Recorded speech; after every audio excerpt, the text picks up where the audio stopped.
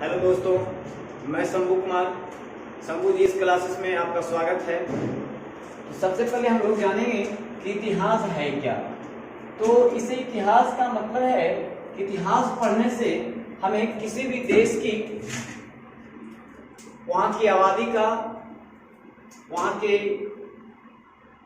Environmental का, उनके प्राचीन में क्या हुआ, उन घटनाओं का एक क्रमबद्ध हम ज्ञान करते हैं, ज्ञान प्राप्त करते हैं। तो ये इतिहास पढ़ने से हमें ये पता चलता है कि किसी भी व्यक्ति, किसी वस्तु, किसी जगह यानी किसी जीव जंतु का भी कुछ न कुछ उसके पूर्व में घटना घटी और वो आज तक जो घटना हुई उसको हम इतिहास के रूप में जानते हैं। तो उस इतिहास को हम कितने कालखंडों में बांटकर पढ़ते हैं, इसे हम देखने का प्रयास करते हैं। तो दोस्तों, इतिहास जो है हम उसे 3 पार्ट में बांटते हैं। इतिहास को प्राग इतिहास यानी इसे हम प्राग ऐतिहासिक काल भी कहते हैं, और दूसरा पार्ट है आद्य ऐतिहासिक काल, आद्य ऐतिहासिक काल, और तीसरा पार्ट है ऐतिहासिक काल।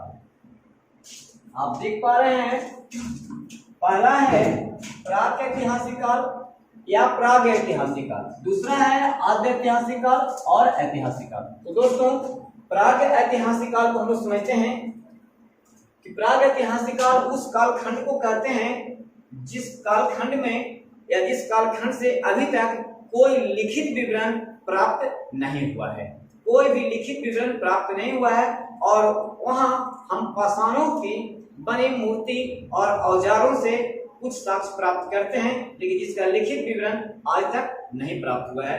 तो ऐसे कालखंडों के हम प्राग ऐतिहासिक काल कहते हैं। तो दोस्तों, दूसरा है आपका आद्य ऐतिहासिक काल। आद्य ऐतिहासिक काल को जब हम समझते हैं तो यह पाते हैं कि आद्य ऐतिहासिक काल में कुछ ऐसे लिखित विवरण तो उपलब्ध हैं जिसे आज तक हम पढ़ नहीं पाए और उसे समझ नहीं पाए। तो उस कालखंड को हम आद्य ऐतिहासिक काल में रखते हैं। दोस्तों, ऐतिहासिक काल यहाँ ये बतलाता है कि यहाँ का इतिहास यानी ऐतिहासिक काल खंड का जो इतिहास है ये लिखित विवरण के रूप में मौजूद है। इसे हम पढ़ भी सकते हैं और इसे हम समझ भी सकते हैं। तो हम इतिहास को 3 कालखंडों में विभाजित करके देखा, प्राग ऐतिहासिक काल, दूसरा आद्य ऐतिहासिक काल और तीसरा ऐतिहासिक काल। अब देखते हैं, प्राग ऐतिहासिक काल को भी 3 खंडों में बांटा जाता है। प्राग ऐतिहासिक काल को हम 3 खंडों में बांट करके पढ़ते हैं। प्राग ऐतिहासिक काल को पूरा पाषाण काल, मध्य पाषाण काल और नव्य पाषाण काल। पाषाण का मतलब पत्थर यानी पत्थरों से बनी औजार के आधार पर हम इन्हें 3 खंडों में बांटकर पढ़ते हैं। पूरा पाषाण काल, जिसको हम अज्ञात से 8000 ईसा पूर्व तक देखते हैं। मध्य पाषाण काल, इसे हम 8000 ईसा पूर्व से 4000 ईसा पूर्व तक का इतिहास को इसमें रखते हैं। नव पाषाण काल, जिसे हम 4000 ईसा पूर्व से 2500 ईसा पूर्व के कालखंडों में रखते हैं। तो दोस्तों, आप समझ पा रहे होंगे, प्राग ऐतिहासिक या प्राग ऐतिहासिक कालखंड को 3 भागों में विभाजित करके पढ़ा जाता है, पूरा पाषाण काल, मध्य पाषाण काल और नव पाषाण काल। अब आगे देखते हैं हम लोग आद्य ऐतिहासिक काल।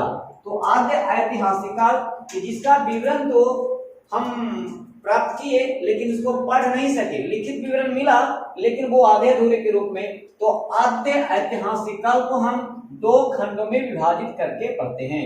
पहला कालखंड है आप सिंधु घाटी सभ्यता।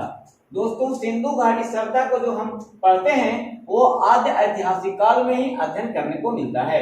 सिंधु घाटी सभ्यता 2500 ईसा पूर्व से 1500 ईसा पूर्व के बीच की काल को माना जाता है। और दूसरा है वैदिक सभ्यता। दूसरा है वैदिक सभ्यता, जो आद्य ऐतिहासिक काल का दूसरा स्वरूप में वैदिक सभ्यता पढ़ते हैं, जिसे हम 1500 ईसा पूर्व से 600 ईसा पूर्व के अंतर्गत रखते हैं।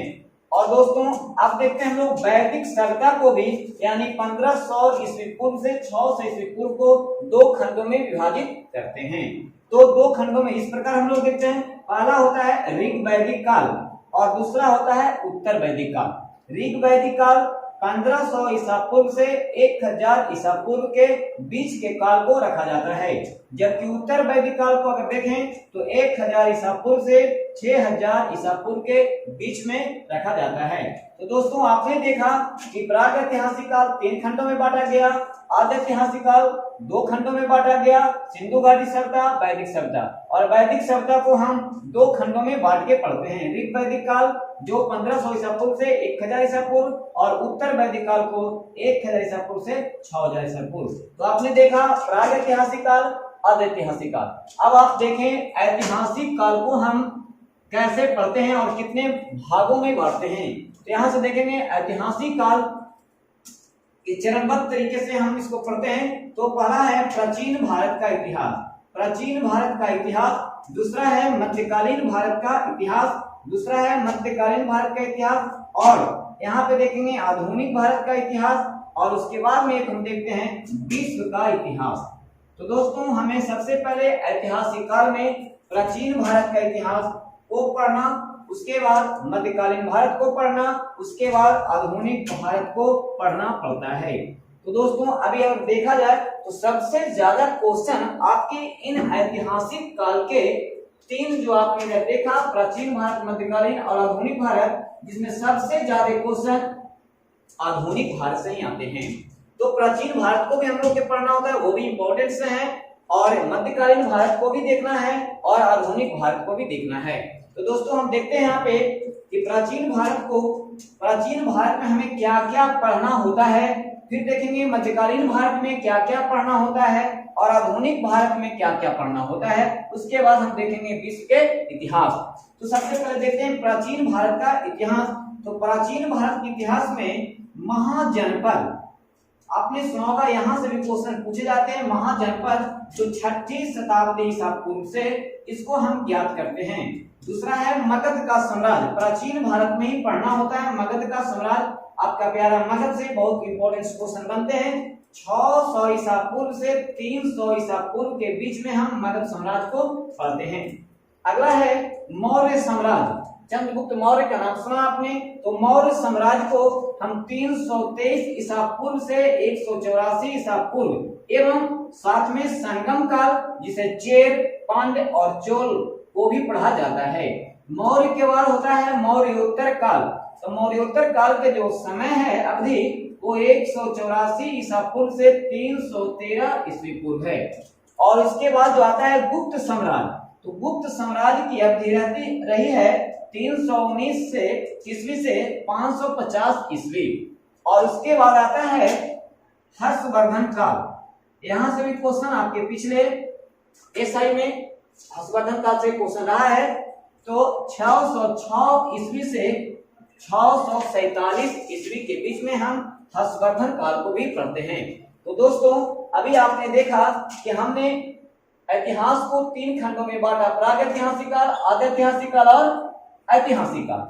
प्रागैतिहासिक काल को पुरापाषाण काल, मध्यपाषाण काल, नवपाषाण काल। आद्यैतिहासिक काल को सिंधु घाटी सभ्यता और वैदिक सभ्यता के रूप में जाना। वैदिक सभ्यता को भी हम लोगों ने ऋग वैदिक काल में और उत्तर वैदिक काल में पढ़ा। उसके बाद ऐतिहासिक काल को जाना। ऐतिहासिक काल को प्राचीन भारत, मध्यकालीन भारत, आधुनिक भारत और विश्व का इतिहास, जिसमें हमने प्राचीन भारत के इतिहास को महाजनपद के रूप में, मगध साम्राज्य के रूप में, मौर्य साम्राज्य के रूप में और मौर्योत्तर काल के रूप में, गुप्त साम्राज्य के रूप में और हर्षवर्धन काल के रूप में पढ़ते हैं। तो आज तक दोस्तों आपने ऐतिहासिक काल के प्राचीन भारत को इतने खंडों में विभाजित करके पढ़ते हैं। तो नेक्स्ट वीडियो में हम आपको बता पाएंगे ये मध्यकालीन भारत और आधुनिक भारत से विशेष तथ्य।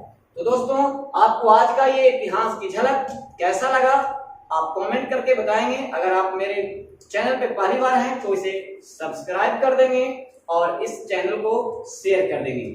धन्यवाद दोस्तों।